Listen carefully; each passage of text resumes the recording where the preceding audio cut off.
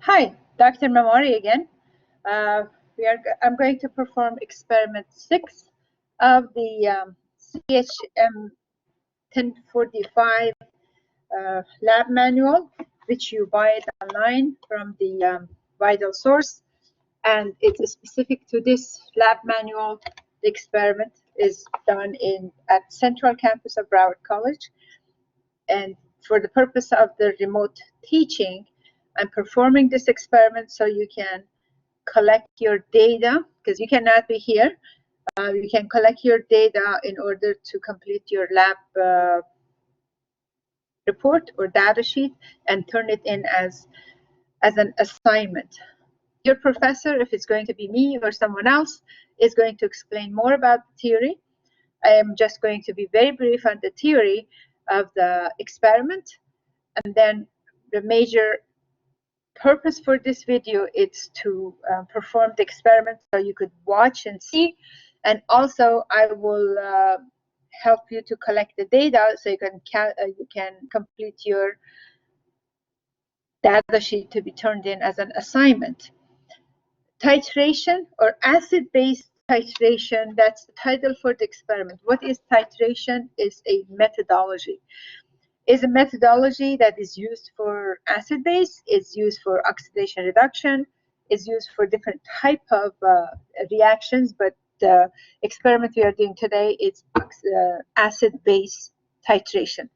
You have one known and you have one unknown. Both of them, you have the name for the compounds. What is considered to be your known solution is the one that you have the concentration for. So if you have the acid with the concentration, or if you have the acid that you have the mass and you have the molar mass, you can calculate the number of moles, then that is your known sample. If you have either acid or base that needs to be standardized or needs to be tested in order to find the concentration, that would count as your unknown. So basically, it's what you are looking for. You are looking for concentration of one of the either acid or base, but you have to have the other one already. In this method, we are going to use a Buret.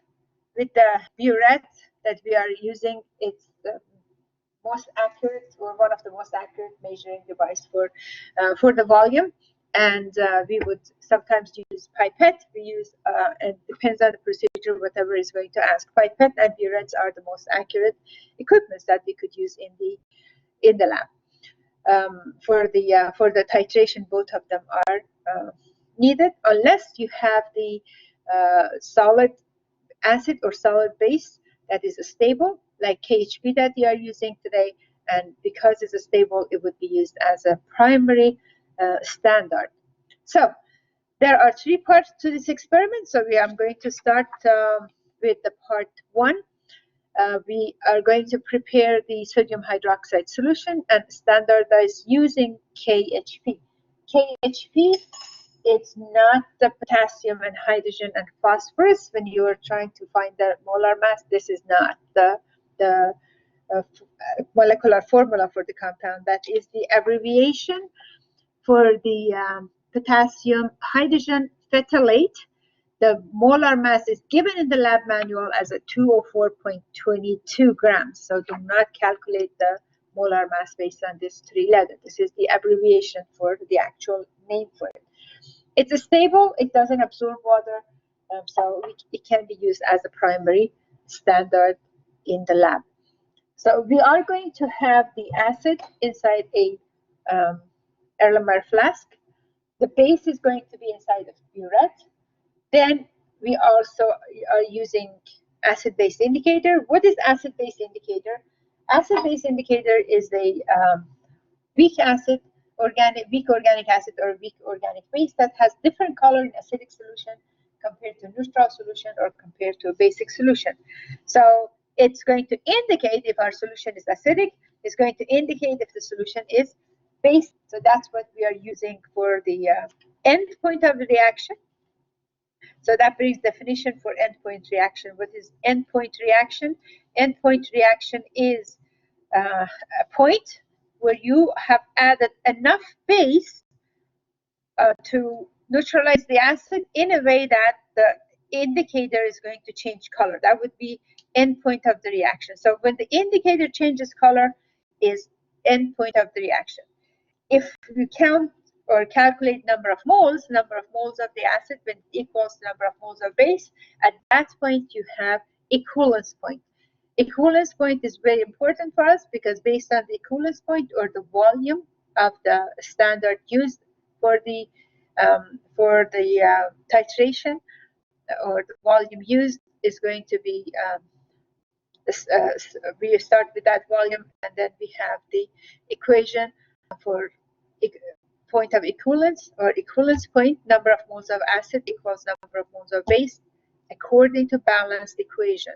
So if it's a 1-to-1 ratio, if your acid is a monoprotic and the base is a monoprotic base, then you are going to have the same number of moles of acid and base at the equivalence point, so you can calculate the molarity or the concentration for your acid or the base, whichever is the unknown for you. Okay, step 1 of the experiment, I'm going to go for step 1, and I will also talk while I'm doing the experiment, so it would give you a little bit more information. For step 1, we have to prepare sodium hydroxide solution. So to prepare the sodium hydroxide solution, we're going to take the 50 milliliter of the 3 molar sodium hydroxide. When you buy your lab manual, you will read the procedure, you will follow the procedure. So those, some of the numbers, you find it there. I don't have to write exactly on the chat area for you. But anything that you cannot, any number you cannot find it in the lab manual, I'm going to write it in the chat area for you.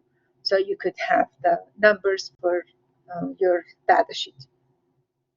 So 50 milliliter of the stock solution of sodium hydroxide, and we are going to change the volume of the solution to 600 milliliters. So basically, we are making 600 milliliters of sodium hydroxide solution, and the standard that we are using is a 3 molar. We are going to dilute that. So I'm going to get the 3 molar sodium hydroxide.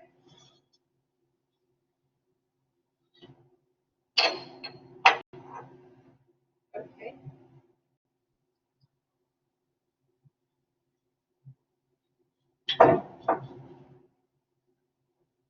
Need 50 milliliters.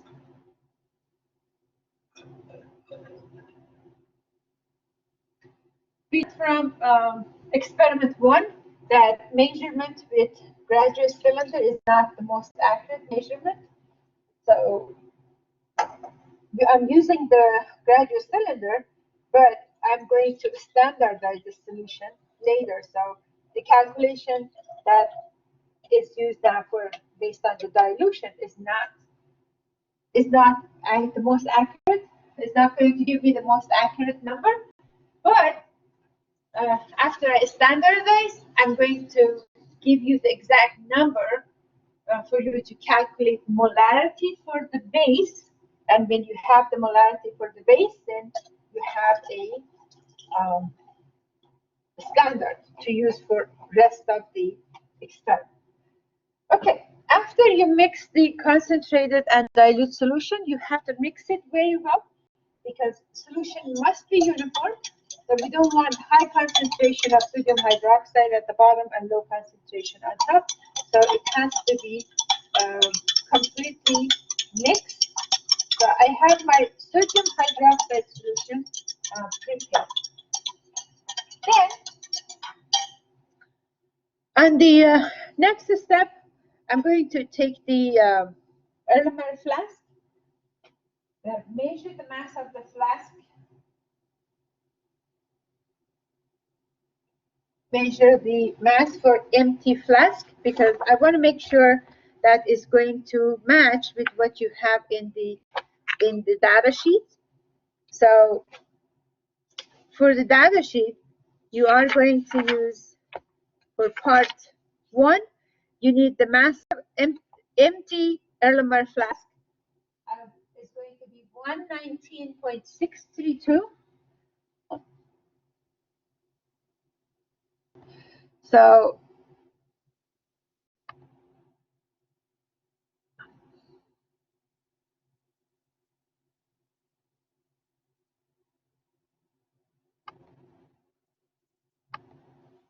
119.632 gram. This is the mass for empty flask. Then we add about 1.2 grams.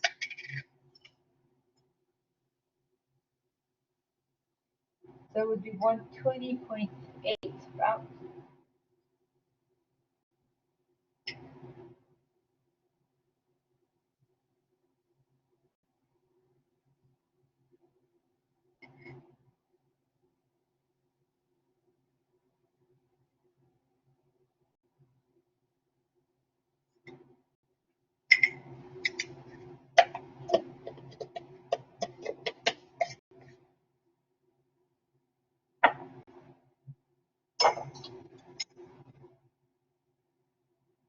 One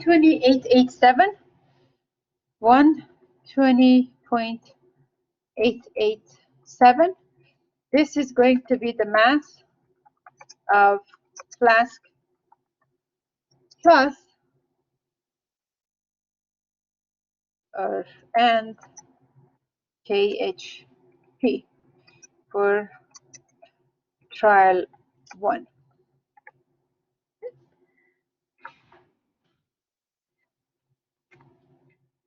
So we have our for measured. We are going to add 50 milliliters of DI water.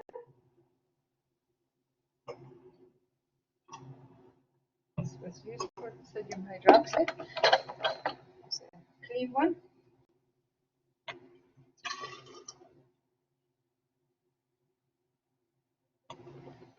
$50 milliliters of the DI water just to dissolve the sample. And let it stand until it's completely dissolved before we can use it. So we also add 3 to 4 drops of the acid-base indicator. The acid-base indicator of phenolphthalein is colorless in acidic solution. You see it's colorless. When we add the base at the neutral point, it will change to a light pink color. But if you add too much of it, it can go to dark pink or purple color, which it's not desired.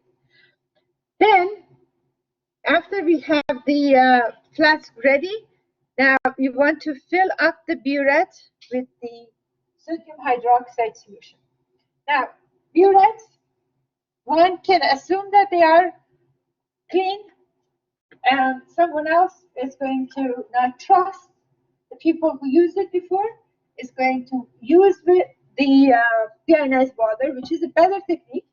So you have deionized water, and for 2 purposes. One, to make sure that it's actually is going to be working, so the stopcock is not clogged or it's working properly. Then you are going to rotate the Buret like this to make sure inside wall is completely clean. Next, we want to rinse it. So Buret is clean. Now we want to rinse it with sodium hydroxide. Why do we need to rinse it with sodium hydroxide? Because after we wash with DI water, there might be some drops of the deionized water. You could still see that here, some drops of DI water in the Buret, and that could dilute the solution that we are using. So we want to make sure to rinse the Buret with sodium hydroxide. So in order to rinse it, I'm going to always transfer to smaller containers so you have it like more controlled and is more manageable. Use a small plastic funnel to fill the Buret. I only need about 5 to 10 milliliters of the solution. And while I'm pouring the solution in, I have to make sure the stopcock is closed. Now, take the funnel out. Similar procedure. I'm going to rotate it to make sure inside the Buret is completely rinsed with the sodium hydroxide. I don't need that solution, so I'm going to discard it, discard the wash solution.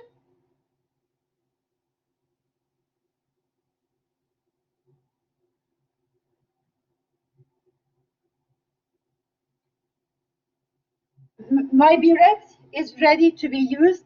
I washed it with the distilled water and I rinsed with sodium hydroxide. I'm going to always rinse it with the same solution that I'm going to fill it up. I'm holding the Buret so you can see it better. Otherwise, this needs to be secured on the Buret clamp. I put higher than 0.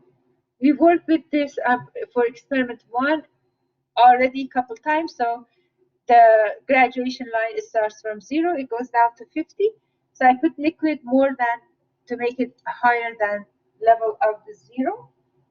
Then I'm going to dispense some out to adjust it exactly at 0.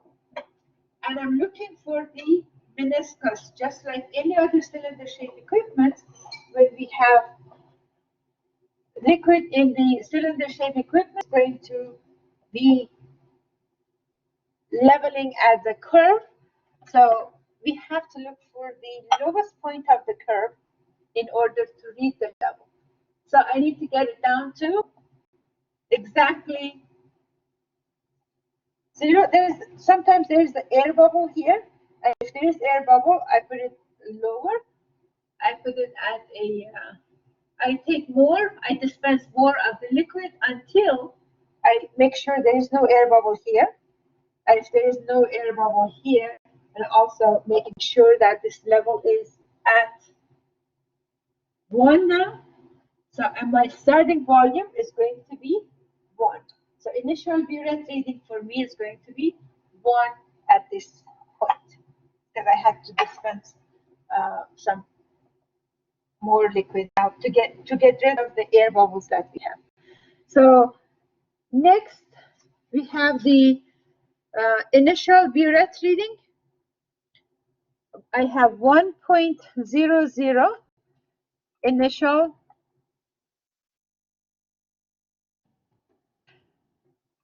Buret reading.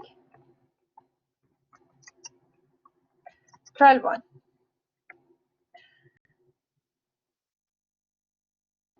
I'm going to add enough of sodium hydroxide. Basically, I'm going to start the titration now. And when I start the titration, I'm adding the base from the Buret to the acid that I had in the flask until the pink color is stable for 20 seconds. So basically, when I have the base adding to the acid, when I add enough base to the acid that is completely neutral, is going to make the solution of phenolphthalein to change color. You see the pink color appears in the center, but it disappears after I mix it because the entire solution is not neutralized yet. At the beginning, I can add the base fast. See that I'm just pouring it, but after the life of this pink color gets longer, basically I'm getting closer to the endpoint of the reaction. And when I get close to the endpoint of the reaction now, I have to slow down and add 1 drop at the time.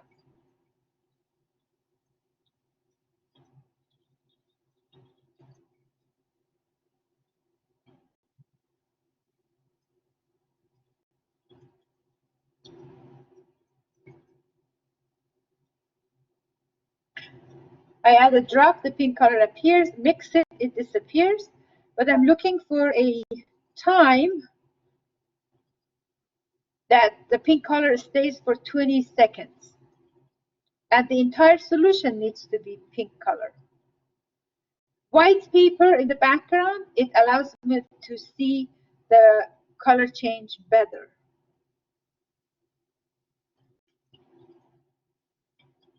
So if you see there is a white paper underneath, it's just to show me the color.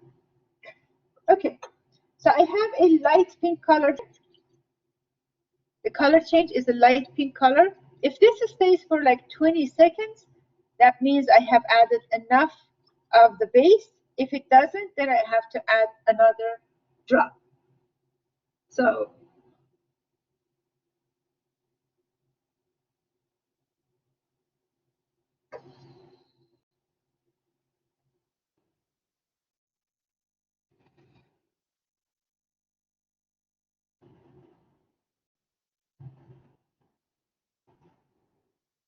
final Buret reading is 25.20.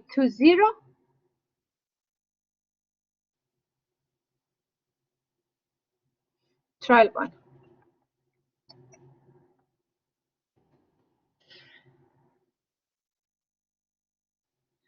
The volume of sodium hydroxide is going to be final minus initial, which you have to do the calculation. And then the molarity of sodium hydroxide, you need to do the calculation for the molarity of sodium hydroxide. I only give you the numbers, and you are going to read the introduction part of the experiment in order to perform the calculation. So basically, you find the number of moles, you find the mass for KHP, you find the moles for KHP, and then you say number of moles of KHP equals moles of sodium hydroxide. And then from moles of sodium hydroxide, then you have moles of sodium hydroxide, you have the volume for sodium hydroxide, you can calculate molarity for sodium hydroxide. So I do explanation, but hopefully we're going to rewind that a couple times, read it and listen to it, make sure that you understand what to do with the calculation. Okay, I'm going to refill the Buret with sodium hydroxide because I don't want to use entire sample. And if I go below 50, there is no line there, and I cannot basically read the numbers below 50. There is no graduation line. So I have to keep track of how much, going to lower it so I don't have to go on my typical in order to see it. So I'm just going to start at the point that I could actually manage to see 8. So second trial, 8.00 is initial Buret reading.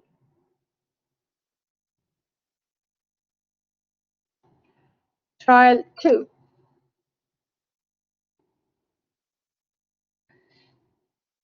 I also need to get the mass for the flask, mass of empty flask.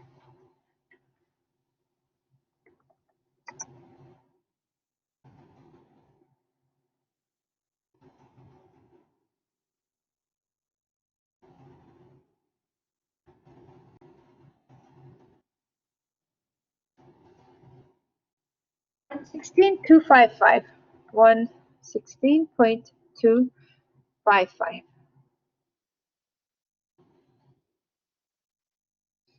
Going to add KHP, 1.2 grams, about 1.2 grams. So 117.3 is going to be sufficient.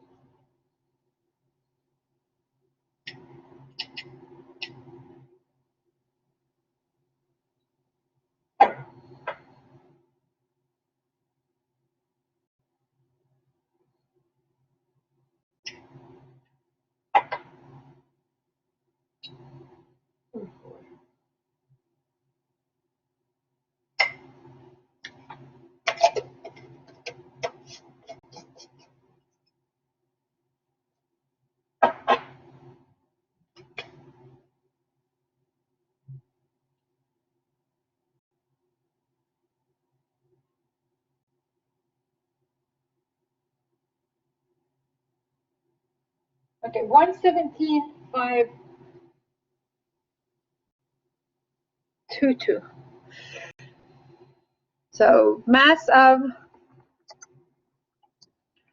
flask and KHP.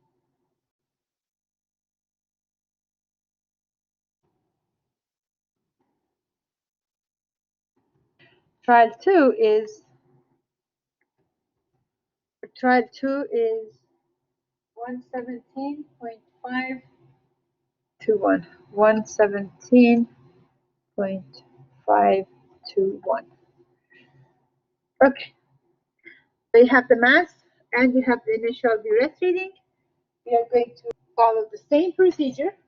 We are adding the 50 milliliter water.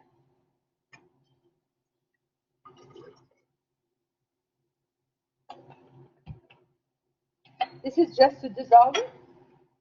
I kind of pour it around the flask to make sure any powder, if it's on the wall, it can go down.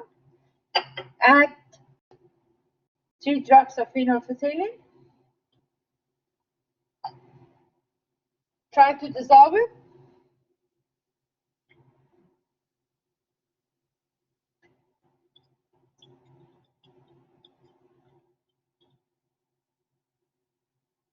For next step, we are going to add, the first time we added about 20 milliliters, right? At least 24 milliliters, that's what we added. I have slightly more KHP, so I should be able to confidently add 24 milliliter or 25 milliliter and then slow down. So second trial, I have better idea how much of the base is going to be used. So if I start from 8 and I go to 28, that would be 20. I can even go to 30 because I'm using 22 milliliters or more.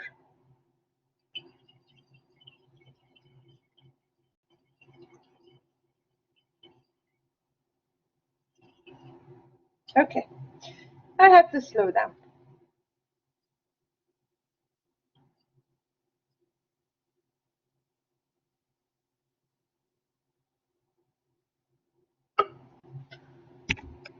Sorry, show you. Because that's what should be we should look at actually. We should look at the color change and not worry about the numbers up here. But when the color change happens, then we look at the Buret, we record the number.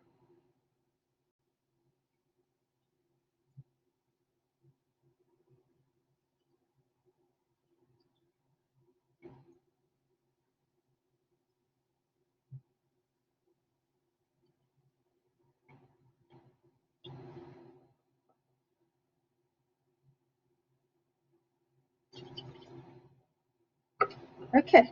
When it happens with like just one drop, sometimes you don't have much of control. It just happens with one drop, the color change.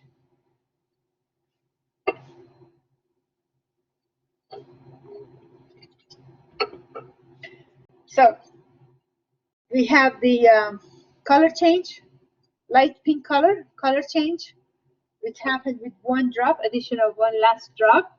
After the 20, almost 24 milliliters. So I'm recording this number as 32.123.5. 32.35. 32.35 is the final Buret reading.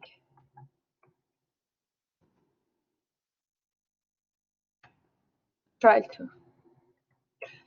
Okay, the two numbers, they are in close agreement. I don't have to do trial 3 because trial 3 is like if you need it, which I don't have to use it. I'm not going to use the trial 3 at this point. So we are done with part 1 of experiment 6. I'm going to move to part 2 of the experiment 6. I need to wash my flask. I need to refill the Buret. I also have to prepare the acid. So I have to prepare the acid. So looking at the procedure, the concentration of the acid is I have to start with the concentrated sulfuric hydrochloric acid. Sorry, I'm going to use 5 milliliters. we gotta follow that exact number. For part 2,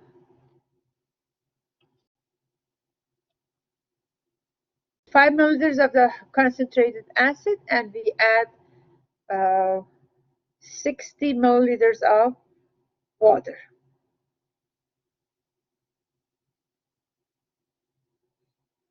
Okay.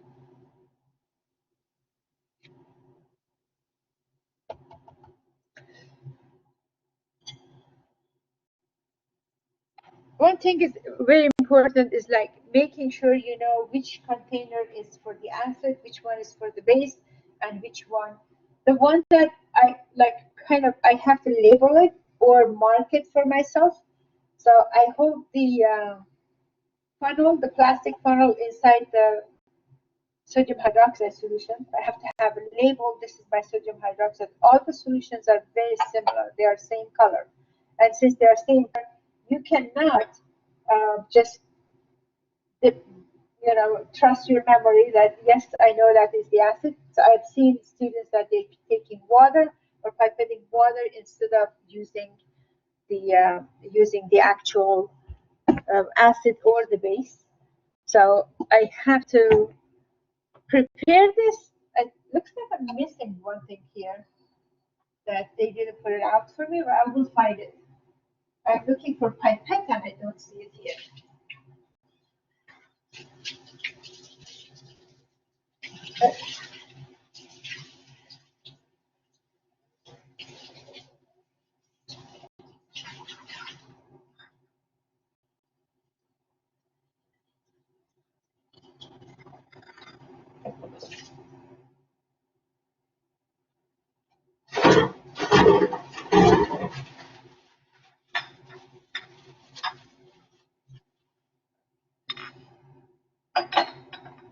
Clean flat.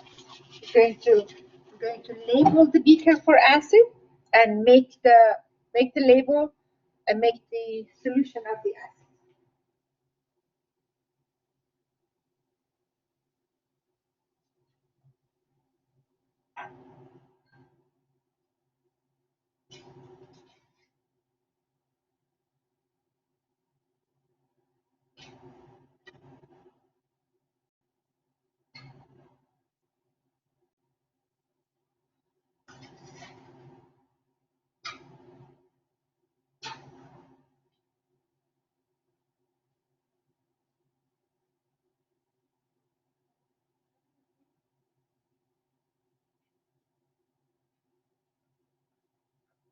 Okay, now I feel much better, more prepared because I have my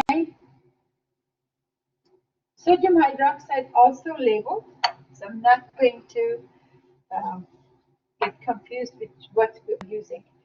So I'm taking HCl container to the fume hood to get the 5 milliliters of the acid. So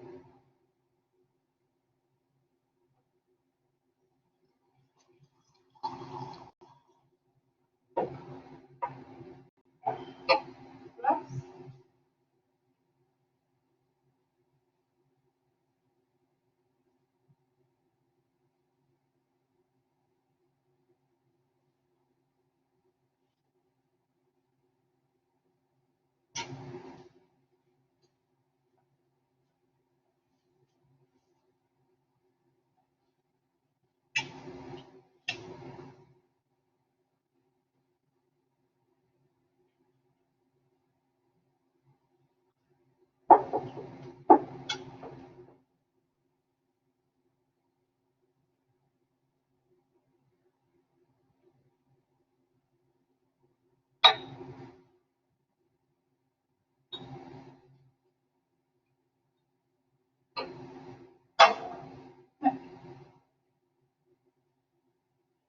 5 milliliters of the acid, about 60 milliliters of water, DI water, but we are going to add more water to mark it to final volume to be 100. Okay? So I have about 100 milliliters of the solution at this point. After any solution, you're mixing concentrated with solution with water or after any dilution, you want to make sure to mix it very well, because by mixing very well, you make sure that solution is uniform and the bottom of the solution, top of the solution has same density, same concentration. Especially when you are using a pipette to pull up the solution, you're not going to get two different readings. Let me stop and explain this one more time. Concentrated HCl has higher density than water. If I drop the HCl and I don't mix it well, the first time that I'm using pipette to remove solution from the bottom of the beaker is going to have much higher concentration of the HCl compared to the second time, or is not going to be consistent in general. My solution must be uniform, so the concentration of the solutions I'm taking for 2 or 3 tries is going to be consistent and properly managed. Okay, so I have my HCl ready.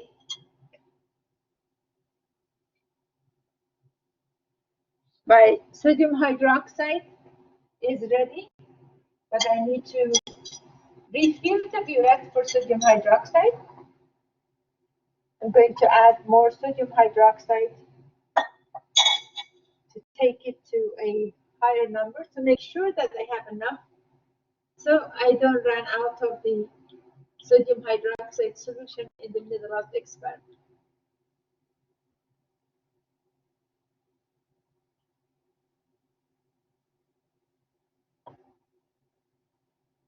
Okay.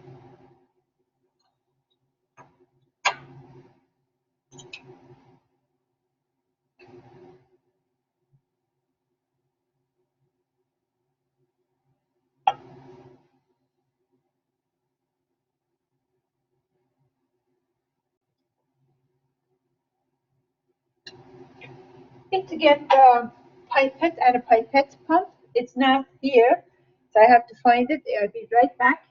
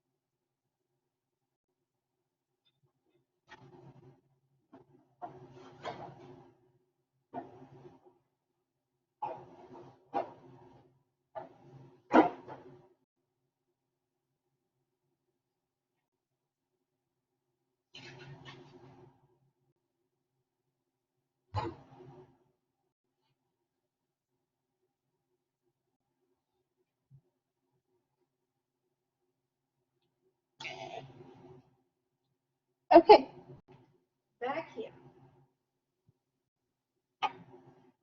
Clean flask. We are going to get the 10 milliliter of this stock solution. Now I have my stock solution of HCl because I'm using for different tries. Going to pipette 10 milliliters. With the pipette, the number on the pipette, it shows that if I fill up this pipette up to the index line, is going to have 10 milliliters of the solution. So this is a 10 milliliter pipette. The number shows 10. So if I fill it up to this index line, again, I'm looking for the meniscus, and that's what we are looking for now. So I'm going to fill up.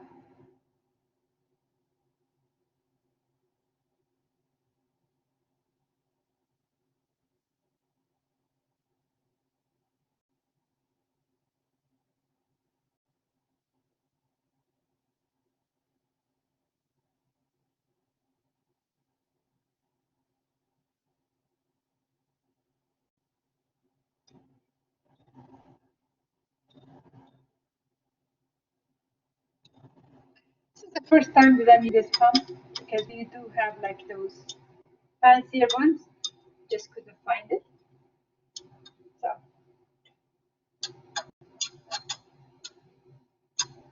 leave it here.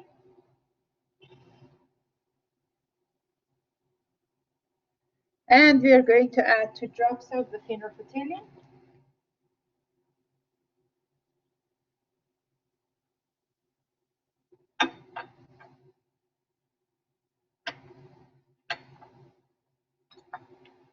Try one more.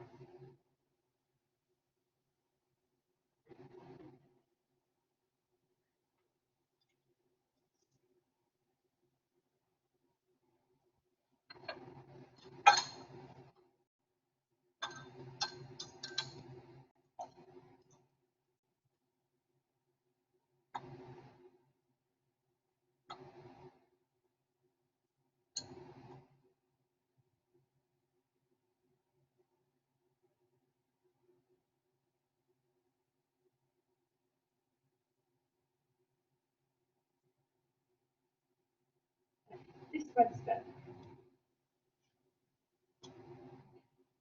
When you're dealing with human error, it doesn't matter if it's you or me or anyone.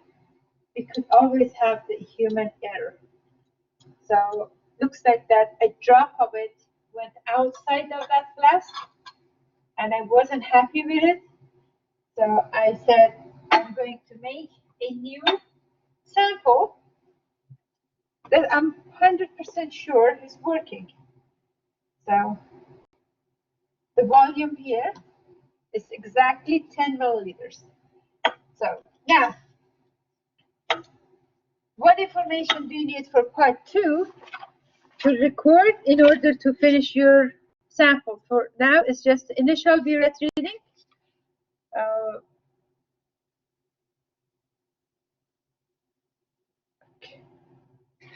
Initial Buret reading for trial 1. This is part 2.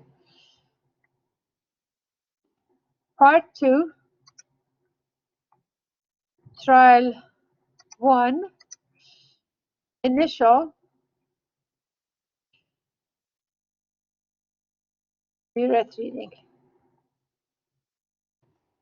is 0.00.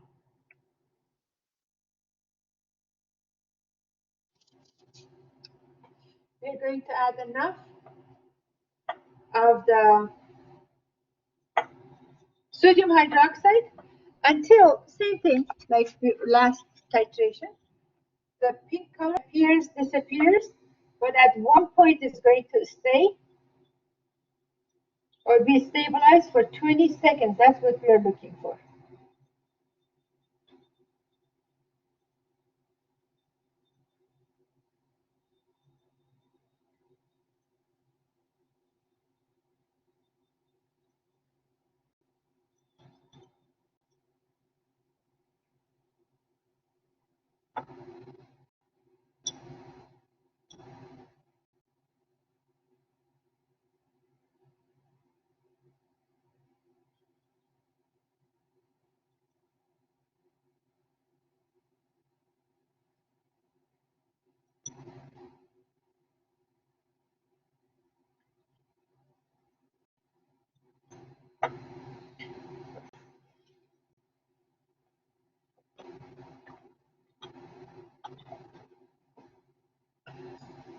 Why is necessary to add some water to wash the walls? Because sometimes the acid is on the wall, inside wall, and it's not being titrated.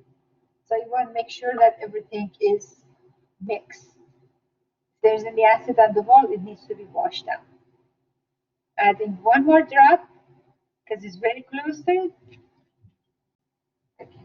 So just adding one drop, the pink color appeared. Now I have a light pink color of the solution, and that's the end point for the reaction. I stop adding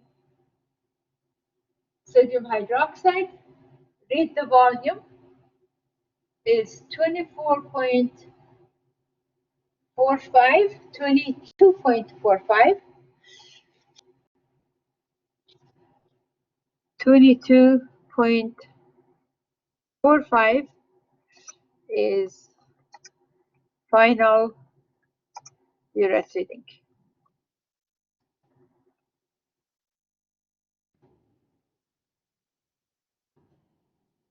Part 2, trial 1.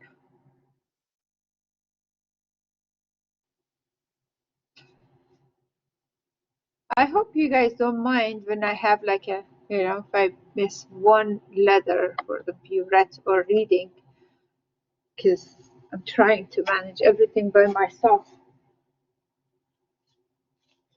Okay, what do you think is the next step? One trial, it's never enough for titration. You have to have at least 2 trials. If the numbers are within the agreement, like 5% difference, then you can stop. Otherwise, you have to continue for the 3rd trial. So I have to do my 2nd trial now. I'm just washing one more time the flask. I already washed it. I was just rinsing with the deionized water to make sure there is nothing left over from prior experiments. I measured 10 milliliter of the acid.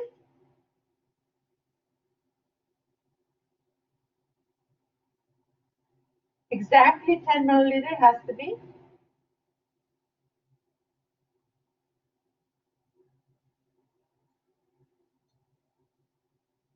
Transfer.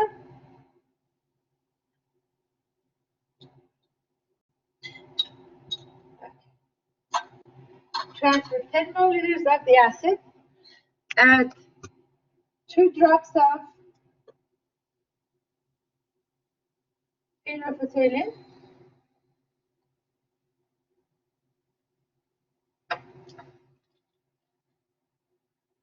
White sheet of paper. Washing down the acid to make sure that everything is down inside in the flask. I may not have enough. I might have or may not have enough of the acid. So I'm going to start with 23. Hopefully we have enough to finish this trial. So last time we used 22. If everything is the same,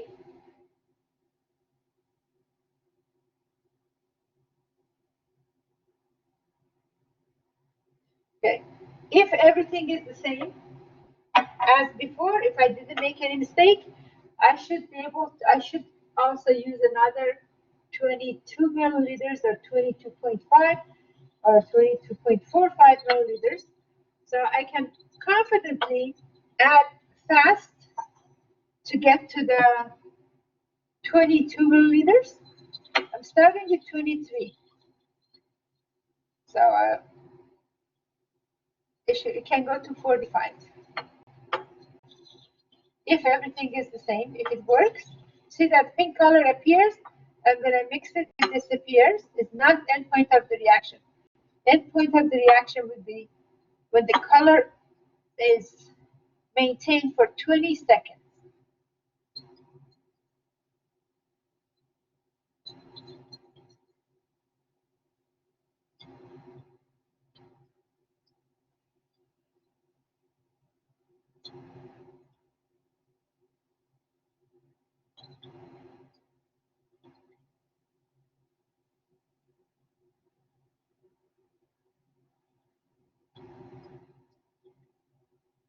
You're getting very close to that.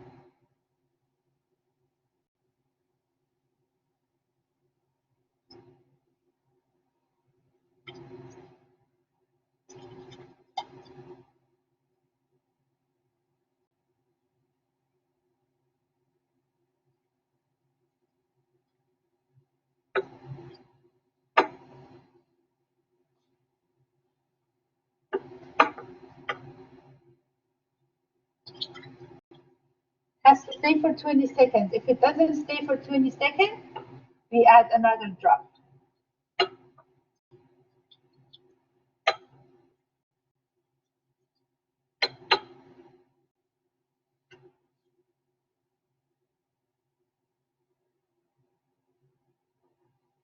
Okay, very good. So initial reading, this was for part 2, now part 2.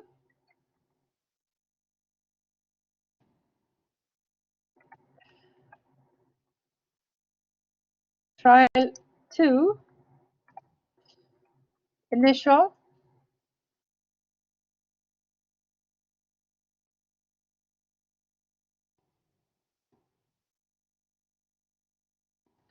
Initial Buret reading is 23.00.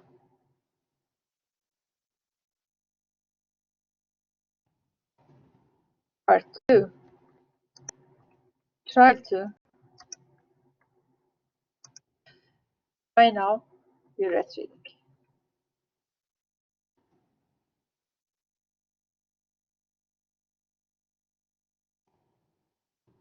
Final Buret reading is 45.30.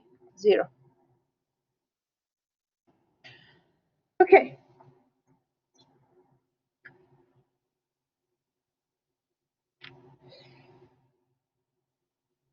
So with the 2 trials being closed, I don't have to do the 3rd trial because 3rd trial is not needed because the 2 trials, they were very close. Luckily, I was able to, remember to add phenolphthalein. Sometimes you don't remember to add phenolphthalein. You go like 10 milliliter higher than what you used for trial 1, and you don't see color change. Then you remember you didn't add the phenolphthalein, but this one, it worked out. So far, it's so good. So we are done with part 2 of the experiment. You are responsible for calculation, though. You have to do the calculation. Volume for acid each time was 10 milliliter. So you find the molarity for the acid. Now we are moving to part 3 of the experiment. For part 3 of the experiment, basically is titration of the antiacid. And in order to do titration for antiacid, the reaction is kind of slow.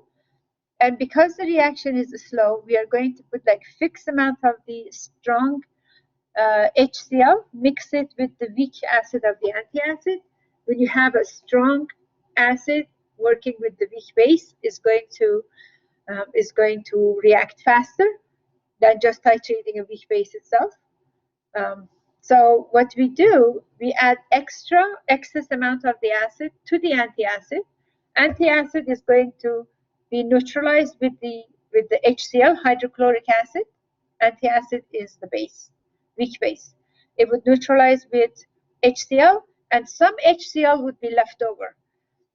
We are going to titrate how much of the HCl is left over, and from the total of the 10 milliliter of HCl that we started with, we can calculate how much it was titrated or neutralized with sodium hydroxide, how much was titrated with the anti-acid, and we can do the calculation. The calculation is explained in the part theory. Again, your professor, if it's me or someone else teaching 1045 lab, is going to also hold the session and explain you how to do the calculation. The calculation is explained clearly in the theory part of the experiment, and I'm going to help you with collecting data at this point. Okay, and I can talk about how to do the steps are clear. The steps are here showing you how to calculate the or concentration for the acid, for the weak base, which is our anti-acid. Okay, let me follow the procedure for part 3 and record the numbers that you need. We are going to measure the Alka-Seltzer tablet. We place an Erlenmeyer flask and we add about 40 milliliters of deionized water. So the Alka-Seltzer is right here, with everything in my reach. Okay.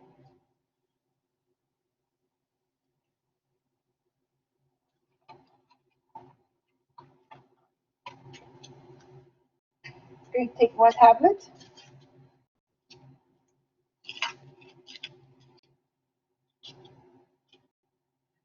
and measure the mass. indirect measurement, the vein paper is going to be teared first. Going to tear the vein paper. Add the tablet.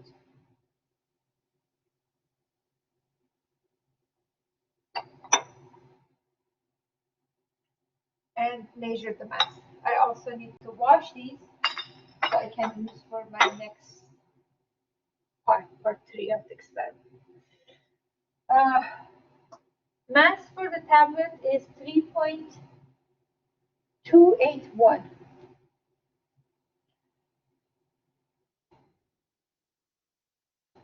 Part 3. Mass for this mass with what you do here.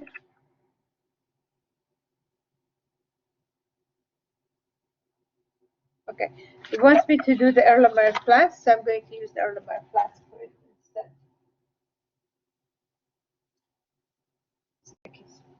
Grab a couple of Erlenmeyer flasks.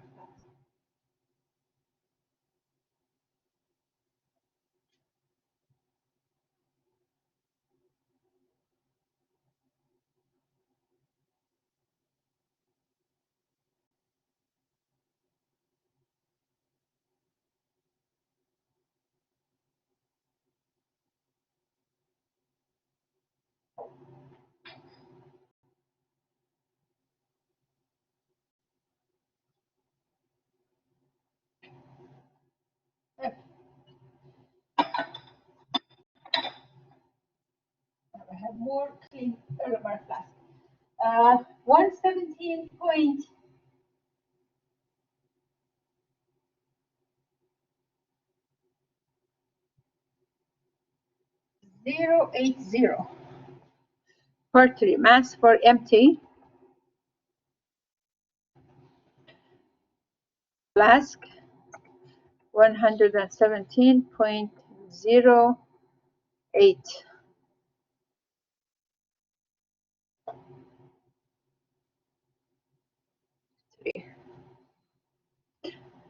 Gram.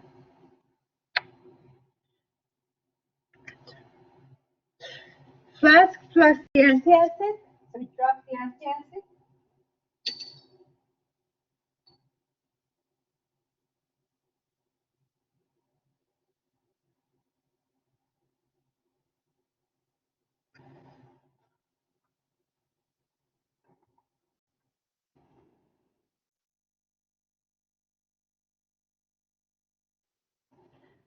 Okay.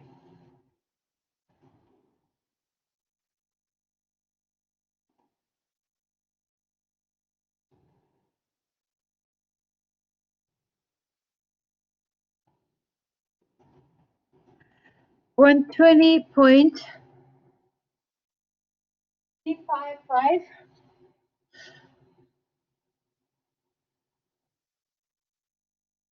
120.355. Just you want to make sure that I'm not making any mistakes here because it's your experiment. Grams.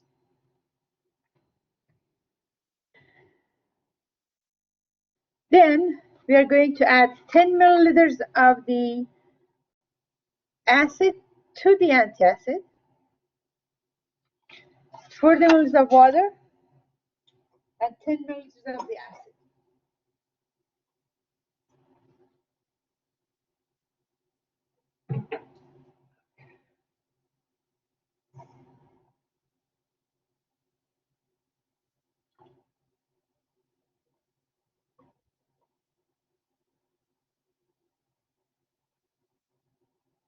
Yeah, 40 milliliters of water.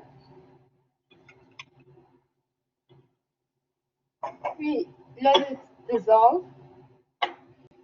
We add a couple drops of the antacid. I'm sorry, phenolphthalein, and 10 milliliters of HCl.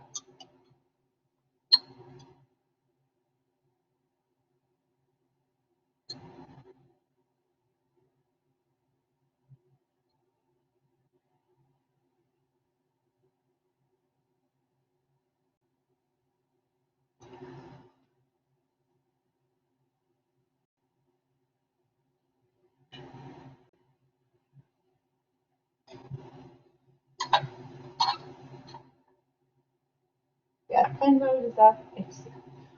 Going to refill the burette.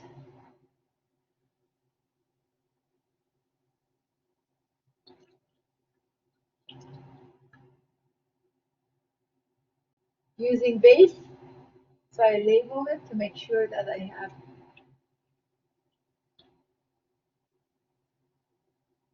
everything labeled properly.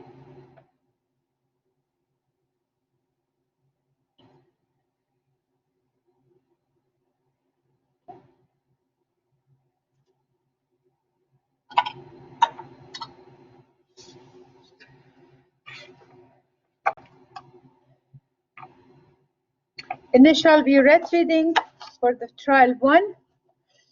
So part 3.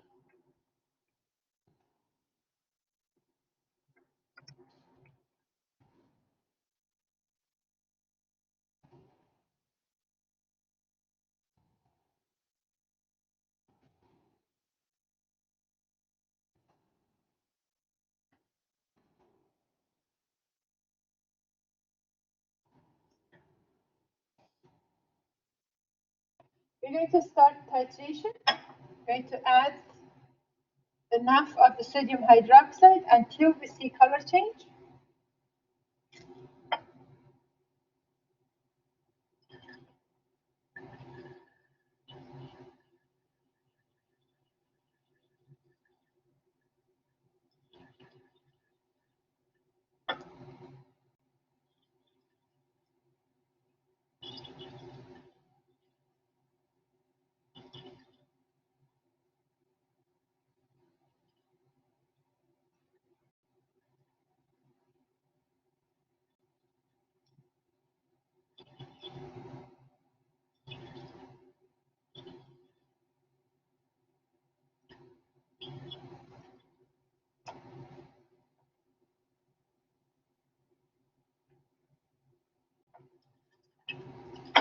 Sorry, just see what I'm doing.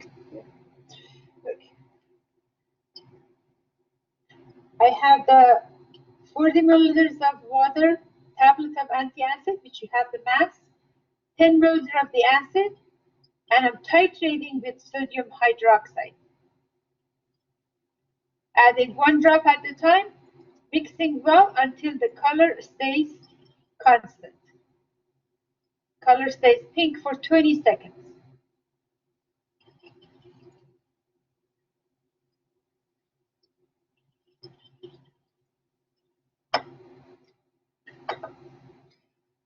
Okay, a final Buret reading of 16.00. Then 1 more drop.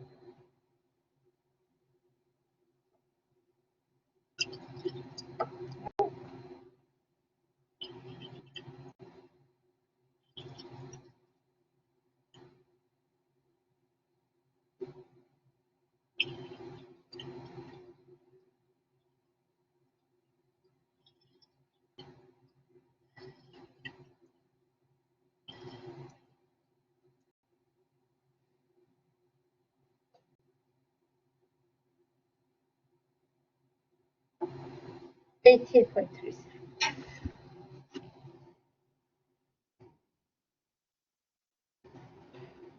Part 3.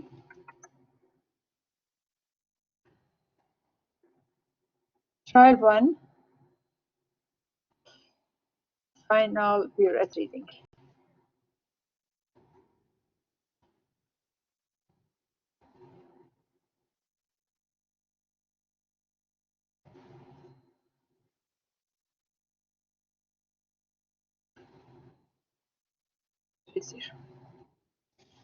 Okay.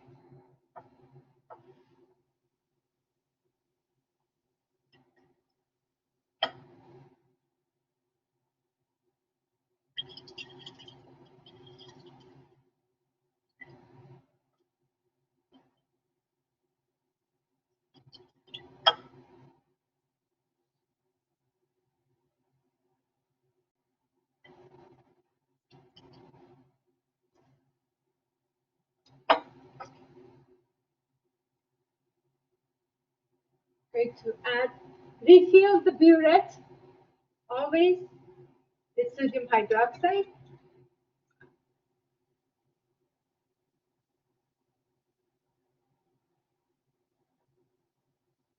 So this time I just put up to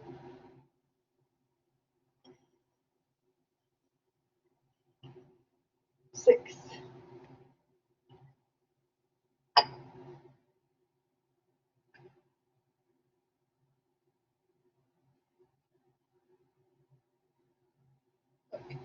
Part 3, trial 2. Part 3,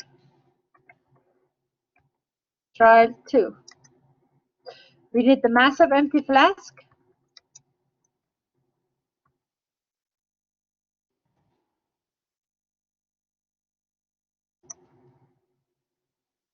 119.580.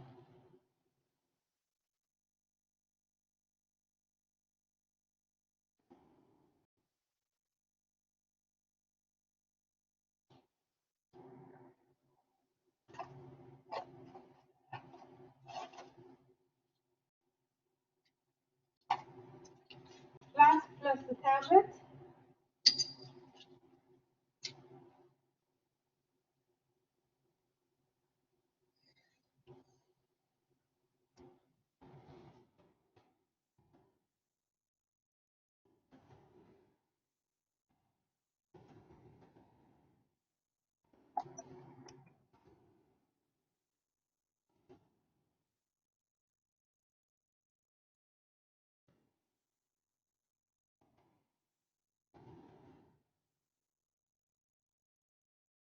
One 22.824.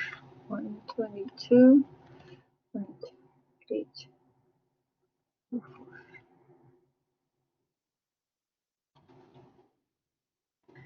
Okay.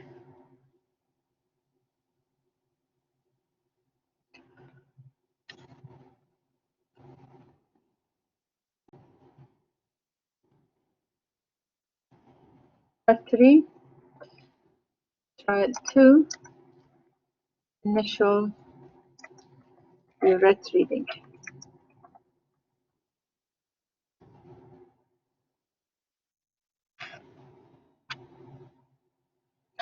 6.00.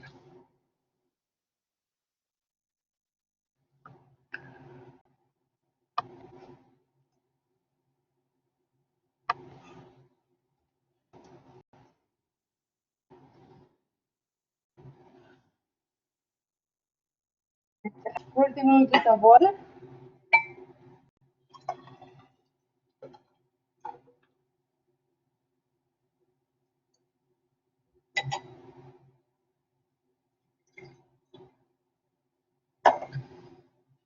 Phenolphthalein.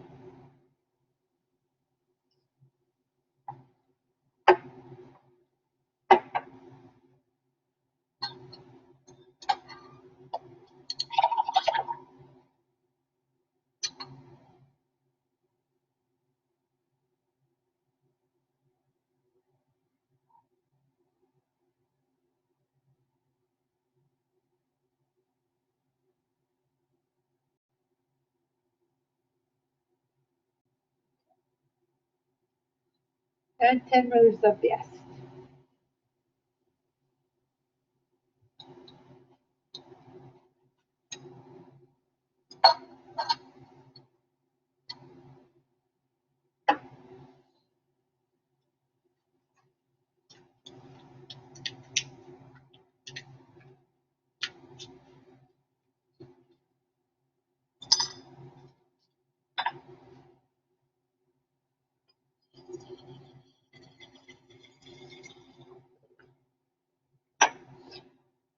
There are 2 different types of tablets. I want to see what the other type of tablet is doing, or how is the reaction, or why they put 2 types. Okay, I add the acid phenolphthalein. I'm going to add base until pink color appears again.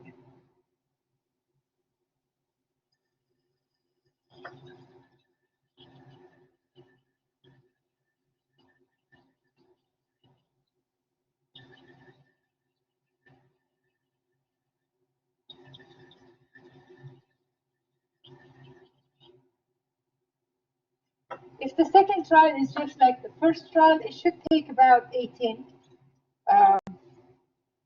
milliliters of the acid, of the base acid to neutralize.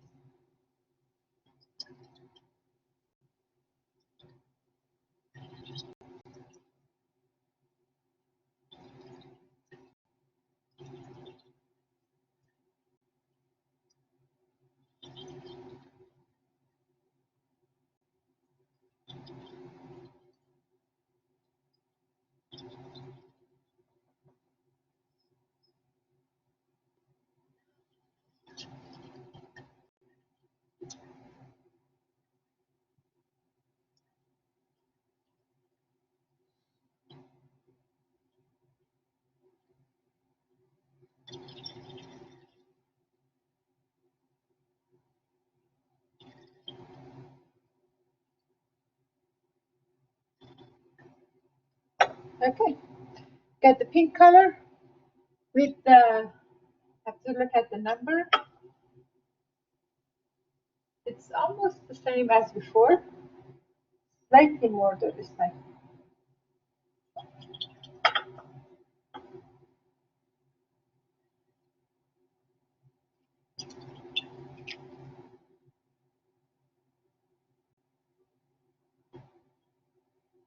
So have to make sure the color stays pink.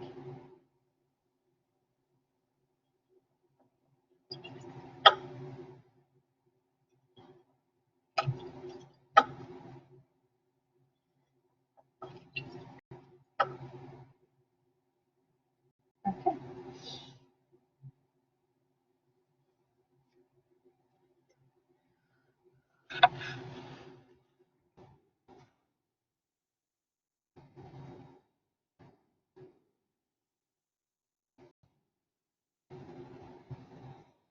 Part 3, trial 2, final Buret reading.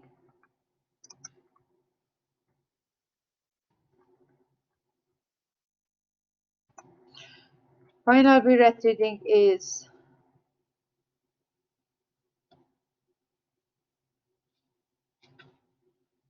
just make sure 25.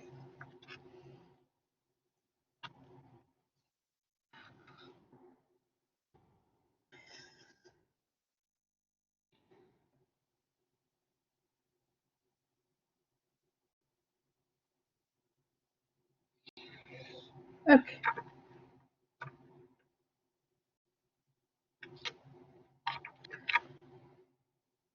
So we have all the data for part 1, part 2, and part 3 of the experiment. And you are going to complete your report or data sheet for part 1, 2, and 3 and turn it in as assignment.